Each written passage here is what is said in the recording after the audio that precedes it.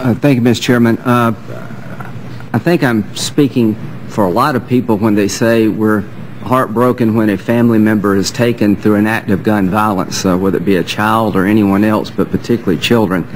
That's just a heartbreaking episode in society, and I think most people would appreciate the fact that there are thousands, if not millions, of Americans who saved their families from home invasions or violent assault because they had a gun to protect themselves, and most of us are glad it ended well for you. So those are the two bookends. And you mentioned, Captain Kelly, and I very much appreciate you being here in your service to the country, about you and your wife are reasonable Americans. I don't doubt that one bit. I'm sure you are. The question is, am I a reasonable American if I oppose this bill? Am I a reasonable American believing that the Constitution says guns commonly used by the population as whole for legitimate purposes? Been in support of the Second Amendment. I don't want to own a gun to attack my government. That's not what I think a legitimate purpose is. Let's talk about a real-world incident that happened in Loganville, Georgia on January the 4th, 2013. My basic premise is that one bullet in the hand of a mentally unstable person or a convicted felon is one too many. 6 bullets in the hands of a mother protecting her twin 9-year-olds may not be enough. So, I've got a chart here. The very top is a .38 revolver, and on the right is a 9mm pistol that holds 15 rounds. Does everybody on the panel agree that a convicted felon should not have either one of those guns? Does everybody agree that a mentally unstable person shouldn't have either one of those pistols? Okay, common ground there. Put yourself in the shoes of the mother. The guy broke into the home. She ran upstairs. She hid in a closet. She got on the phone to the police, and she was talking to her husband in real time. The intruder broke into the home, had a crowbar, and he found him in the closet. And they were confronted face to face. According to media reports, her husband said, "Shoot, shoot." She emptied the gun, six-shot revolver. The guy was hit 5 of the 6 times. He was able still to get up and drive away. My question is, put your family member in that situation. Would I be a reasonable American to want my family to have the 15-round magazine in a semi-automatic weapon to make sure if there's 2 intruders, she don't run out of bullets? Am I an unreasonable person for saying that in that situation, the 15-round magazine makes sense? Well, I'll say I don't believe I am. So I can give you an example of where a 15-round magazine could make the difference between protecting a family if there's more than one attacker. Now back to your point, Captain Kelly. In the situation you described, I don't want that person to have 1 bullet or 1 gun. And the point of regulating magazines is to interrupt the shooter. That's the point of all this. And I guess what I'm saying is that we live in a world where there are 4 million high-capacity magazines out there or more. I think the best way to interrupt the shooter if they come to a schoolhouse is not to try to deny the woman in Atlanta the ability to have more than 10 rounds, but to have somebody like you, Chief Johnson, meet them when they come into the door. I think that's the best way to do it. Now, my good friend Joe Biden, who we have very spirited conversations about a lot of things, was online recently talking to someone in California who mentioned the fact, what if there's an earthquake out here and there's a lawless situation? In 1992, you had the riots in Los Angeles.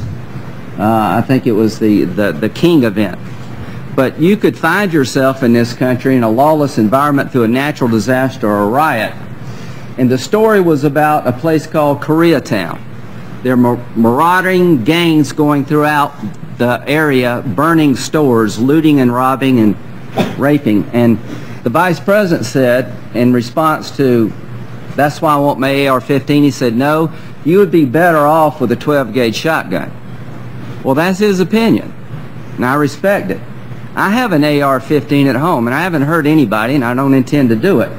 But I think I would be better off protecting my business or my family if there was a law and order breakdown in my community, people roaming around my neighborhood, to have the AR-15, and I don't think that makes me an unreasonable person. Now, Ms. Trotter, when you mentioned that you're speaking on behalf of millions of women out there who believe that an AR-15 makes them safer, there was a lot of giggles in the room, and I think that explains the dilemma we have. The people who were giggling were saying to you, that's crazy. Nobody I know thinks that way. Which reminds me of the Harvard professor who said, I can't believe McGovern lost, everybody I know voted for him. And I bet there are people on our side can't believe Obama won, because everybody they know voted against him. The point is that we have different perspectives on this. And the reason I'm going to oppose the legislation, Chief Johnson, is because I respect what you do as a law enforcement officer. Has your budget been cut? Yes. Will you think it'll be cut in the future? I'm optimistic that it will not. Well, I hope you're right, but I can tell people throughout this land, because of the fiscal state affairs we have, there will be less police officers, not more, over the next decade. Response times are going to be less, not more. So, Captain Kelly, I really do want to get guns out of the hands of the wrong people. I honest to God believe that if we just arbitrarily say nobody in this country can own a 10-round magazine in the future, the people who own them are the people we're trying to combat to begin with, and they can be a situation where a mother runs out of bullets because of something we do here. I can't prevent every bad outcome, but I do know, and I do believe in the bottom of my heart, I am not an unreasonable person for saying that in some circumstances the 15-round magazine makes perfect sense, and in some circumstances the AR-15 makes perfect sense. And I think our efforts to solve a problem that exists in the real world out there from Washington by having more gun laws that really do not hit the mark, so to speak, politically or situationally, that we're all faced. But this is why we have these hearings, and I really do appreciate the fact that we have these hearings. Professor Koppel? Either one. Okay. Some people on our side say, and I'll wrap this up, Mr. Chairman, that it's unconstitutional to put a limit on magazine size. Do you agree with that?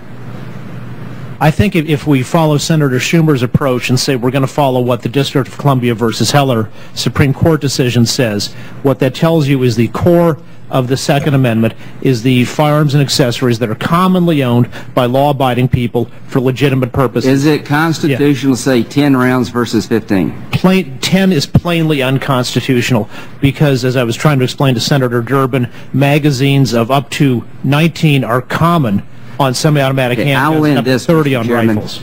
I don't know if 10 versus 19 is common or uncommon.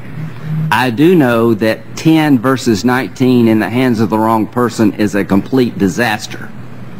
I do know that 6 bullets in the hands of a woman trying to defend her children may not be enough. So I don't look at it from some academic debate. Let's agree on one thing. 1 bullet in the hand of the wrong person we should all try to prevent. But when you start telling me that I'm unreasonable for wanting that woman to have more than 6 bullets or to have an AR-15 of people roaming around my neighborhood, I reject the concept.